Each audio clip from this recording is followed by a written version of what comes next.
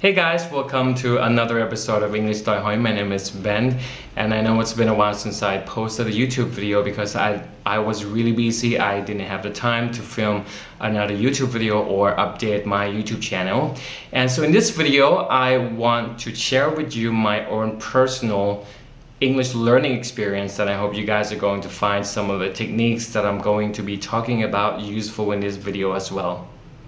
So first one, you need to have inspiration, because without inspiration there will be no action. You need to ask yourself why you want to be able to speak English well. For me, my inspiration came from the fact that, if you remember from my first video, I said that I wanted to become a news reporter. That was my second inspiration. My first inspiration was probably when I came across a bunch of international school students when I was walking home one day, and they happened to be people around my age. I didn't know the international school existed then, and I thought it was amazing that they could speak a single language just because I couldn't. And then from then on, I would do more research and find out more information about why people were able to speak English well when they were here in Thailand.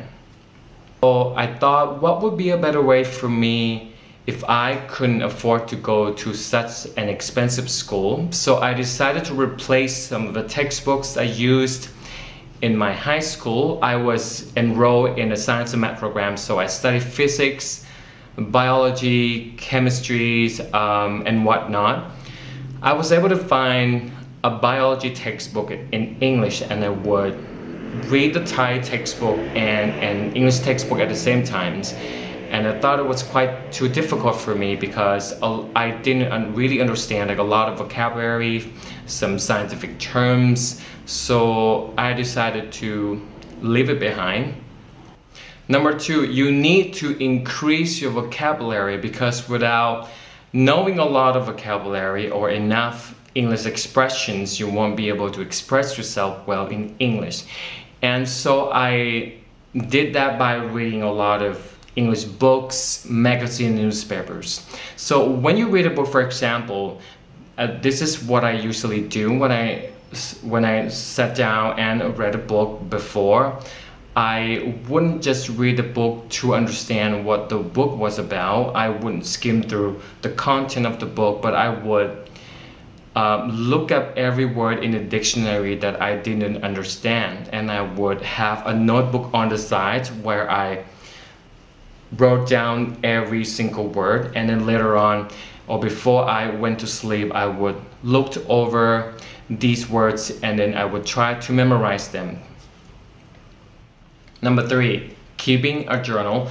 Keeping a journal, it's really simple. I did this because I didn't have anyone to speak English with, and I just want to have a place where I can express my thoughts and my feelings in English. And sometimes if I wasn't sure what I wrote was grammatically correct or not, I would basically enter a sentence in this Google search box, and I would compare my sentence to the one by native speakers.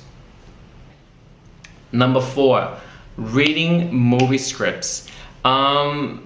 Just because I didn't have anyone to speak English with, I wasn't gonna give up. So I was searching the internet one day and I came across this movie script site by accident, and to my surprise, it contained a bunch of movies and American series that I was already interested in. So I printed out tons and tons of movie scripts, and I would read the dialogues aloud like each night, to the point that I ended up annoying people at home, and they basically told me to shut up because I wouldn't stop rehearsing movie lines.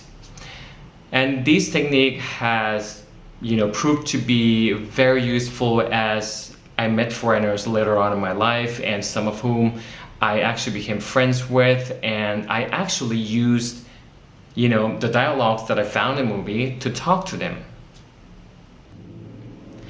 5, this is the last technique that I will probably reiterate again and again in my upcoming videos, because most of us here in Thailand, we usually tend to learn by just sitting and listening, or in other words, it's passive learning. I have always reiterated to my students that if you want to be able to speak English fluency, you do not sit around all day and read books. You need to use vocabulary that you learn from the books and things that you read from in real life situations. You need to go out there, make friends. You can even enroll in a language school, and that is going to be a great place too, because you will get to meet like-minded people who have passion for English, and you can use the language with them too. Or you can even strike up a conversation with a foreigner in the street. Maybe he or she is lost or looking for help, and you can, offer your assistance. And these are the 5 techniques that I follow wholeheartedly, and I can guarantee you that these techniques are very, very useful and are effective as well, because of these 5 techniques, I am speaking English fluently now. And if you have any questions or comments about English learning experience, you can leave them down in the comment below, and I will try to answer them as soon as possible. And if you like this video, don't forget to click like, and you can also follow me on Facebook, which is Englishtoihoi. I think it's Englishtoihoi, and you can also follow me on Instagram. It's spelled the same, but I am going to provide that information down in the box below as well. And I hope you guys enjoyed this video. Until I see you guys next time, practice makes perfect.